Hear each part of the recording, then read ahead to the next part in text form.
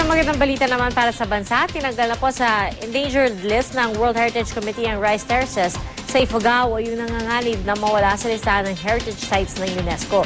Pinagtulong-tulungan daw kasi itong ibangon at isaayos ng iba't ibang grupo matapos itong mapabayaan ng maraming taon. Balita natin ni Joseph Moro.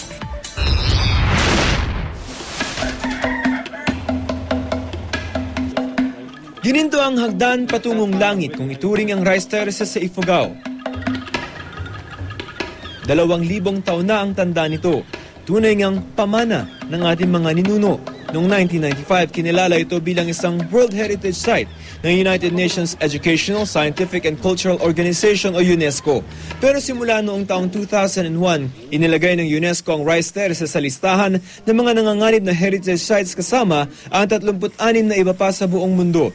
Ibig sabihin, pwedeng bawiin ng UNESCO ang pagturing nito dito bilang isang heritage site. Nitong Pebrero, pinuntahan ng Special Assignments Team ng GMA News ang Ifugao Cordillera Rice Terraces. Doon tumambad sa kanila ang problema, mga payaw na nagigiba. Ang ilan, abandonado. Iba't ibang sanhi ang itinuturo dito. Nariyan ang mga magsasakang tila tinalikuran na ang pagsasaka.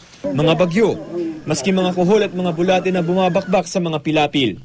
Ayon sa Ifugao Cultural Heritage Office, tinatayang 500 hektarya ng payaw ang kailangan nilang isaayos. Ayon sa UNESCO National Commission of the Philippines, simula nang mailagay sa Endangered World Heritage List ang Rice Terraces, sinimulan na nila ang pagsasaayos nito. At isang magandang balita ang kanilang natanggap. Tinanggal na ng World Heritage Committee ang Rice Terraces sa endangered list.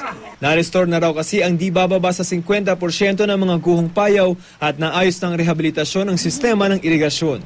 If we were not able to effectively restore it to the desired state that is required by the World Heritage Committee, it would mean it's a loss of steam. It's a loss of both local pride, I think, for the Ifugaos, as well as national pride for the Filipinos. Restoring it is not easy because you need to restore it in the traditional way. Hindi mo pwedeng simentuhin lang basta yan. Alam mo, you need to follow the traditional riprapping.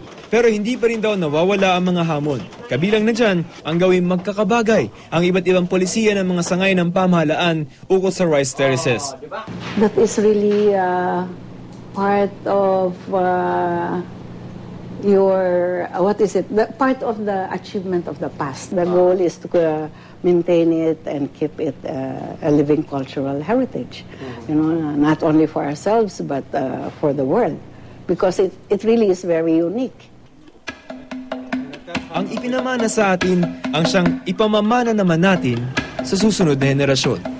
Joseph Morong, GMA News.